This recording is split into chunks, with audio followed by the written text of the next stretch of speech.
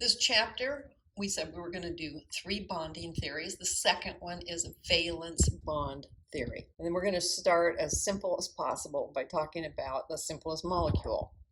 Hydrogen is a diatomic. If we think about a single hydrogen atom, we have 1 electron in a 1s orbital. And what we are saying is if we have 2 hydrogen atoms come together, their 1s electrons can pair up with 1 spin up and 1 spin down and create an orbital that is a bond, a new orbital, a molecular orbital that is a bond, and it's called a sigma bond. This will result in electrons being between the nuclei, and in general we consider it to be sausage shaped. I mean, it doesn't show that way here, but where the electrons actually are looks kind of like a sausage. And because that bond is between the nuclei, it's called a sigma bond. What about if I take the hydrogen and combine it with something else? Our example here is fluorine. We know that fluorine on its own, by itself, has a filled 2s orbital, and its 2p orbital has 5 in it. So there is 1 orbital here that has a single electron in it. The hydrogen still has just 1 electron in its orbital. These could get close enough to overlap and create a sigma bond over here. Now, this is kind of interesting because you see this was a 1s, so we showed it as being spherical like we expect. This was a p orbital, so we show it in that dumbbell shape. So the overlap is only on one side, not the other side. Again, you're going to say it's got a little sausage shape right in here where the electrons are likely to be found. This isn't too bad for considering what a sigma bond is. And you can just remember, single equals sigma. They sound sort of alike at the beginning. Get that alliteration going so you can say, that's a sigma bond because it's a single bond. However, now we can get to the confusing stuff. Okay, we're going to try to clear up the confusion. We have a different type of bond in a nitrogen molecule. If we have 2 nitrogens and they both look like this, the 2s is full and the 2p, every one of the orbitals has 1 electron in it. We can say that this has a set spin up and this has a set spin down.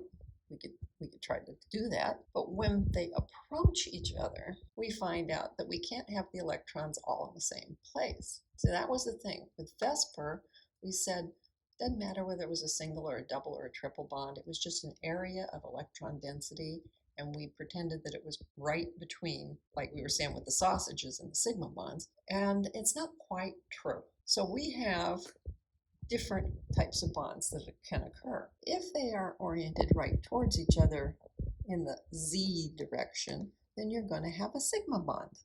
But when you're talking about the p's that are oriented up and down, or the p's that are oriented in and out of the screen, they aren't going to overlap the same way. They overlap side by side. So as you pull these 2 closer together, they overlap above and below this axis that is between the nuclei. So this is called a pi bond. So whenever you have a double bond, you're going to be saying, oh, it's a sigma and a pi. And whenever you have a triple bond, you're going to say it's a sigma, a pi, and another pi. So this is what a pi bond looks like. So it says here we can still use the Lewis structures to count the sigma and pi bonds. Well, I'll go ahead and do that here for 8 star. Nitrogen diatomic. There's 2 nitrogens. They're each bringing in 5. So I have 10 electrons, right? When I get done doing it as a Lewis structure, I end up with this as a result. There's our 10. And we end up with this triple bond.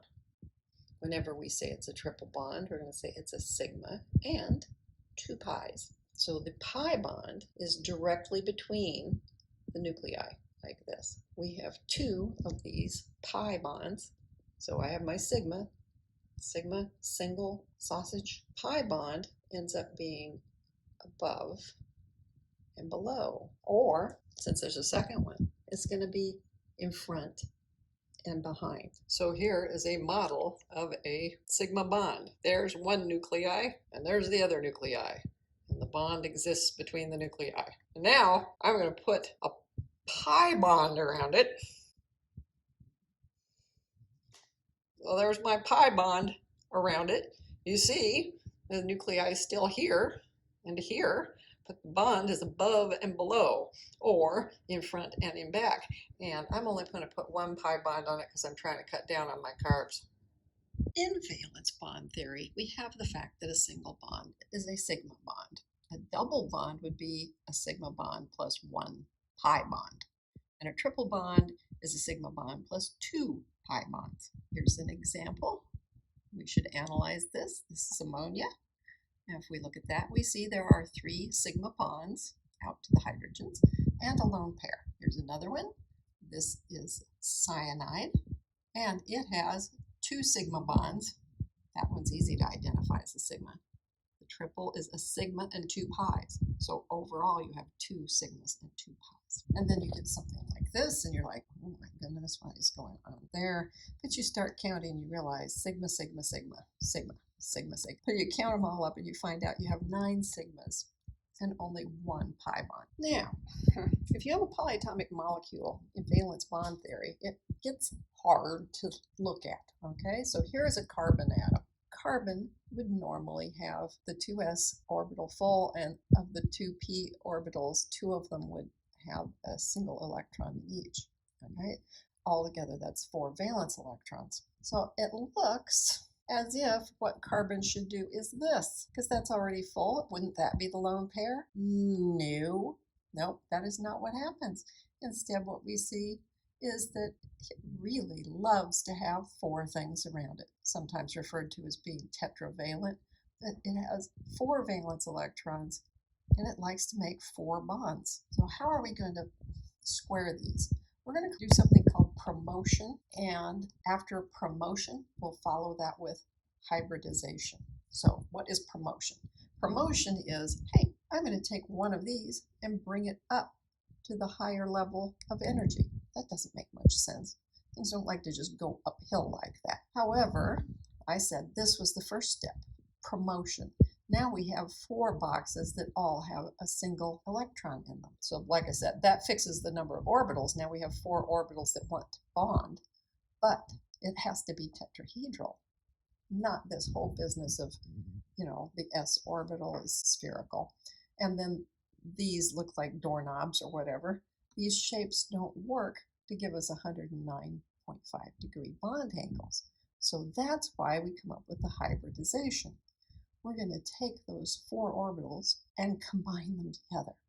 Then they will be equivalent in shape and differing only in their direction or orientation. Interesting.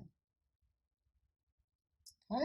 This is what it was like after we did the promotion, and then what we say is we're going to hybridize them so that the 4 new orbitals are all exactly the same. They're all at the same energy level. And you'll see that they are between the 2 energy levels that existed before. 1s and 3 p's, making 4 hybrid orbitals. And so we're going to name them differently. We're still going to use 2 because, remember, all of these came from level 2, n equals 2. But we're going to name it for what it was made out of. 2, a single s, and 3 p's. Now we can use a description. We can talk more about that sigma bond. Instead of just saying there's a sigma between carbon and hydrogen, we can specify it more fully. We can say it is a sigma.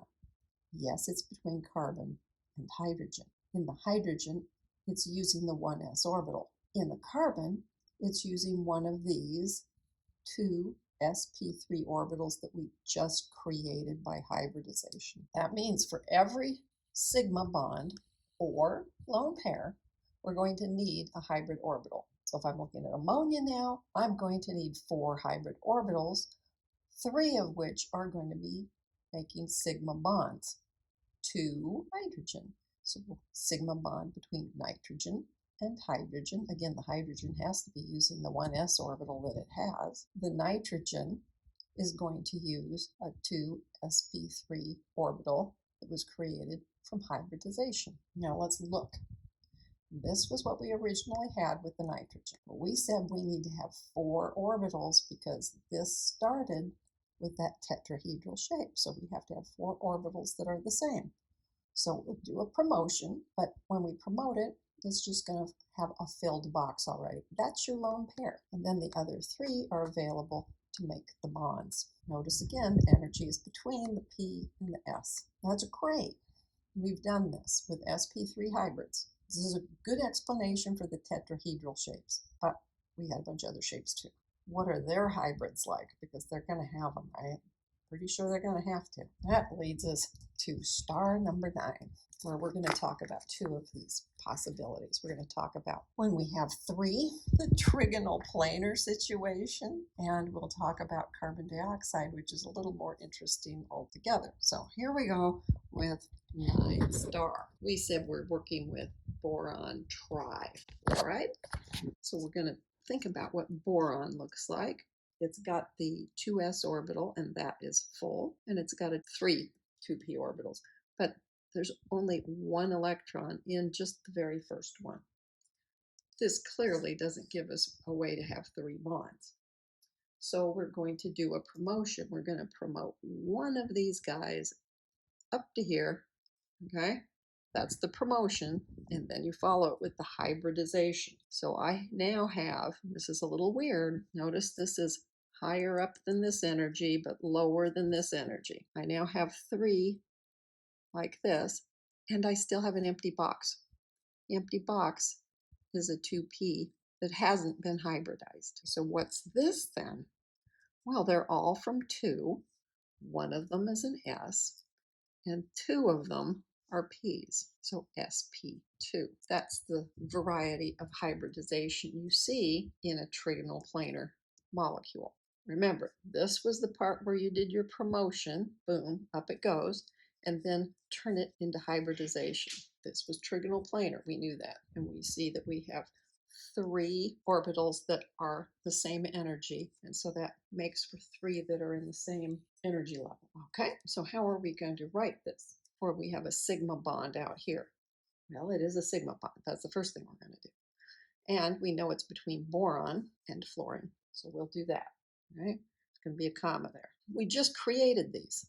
Oh, so it must be a 2sp2 orbital that is overlapping with something in the fluorine. Well, what's in the fluorine? The fluorine didn't have to hybridize, but it's going to have a helium core, 2s2, 2p5. So it's a 2p orbital that is overlapping. I didn't have to do any of the promotion or hybridization on this one because it was just trying to fill that one gap.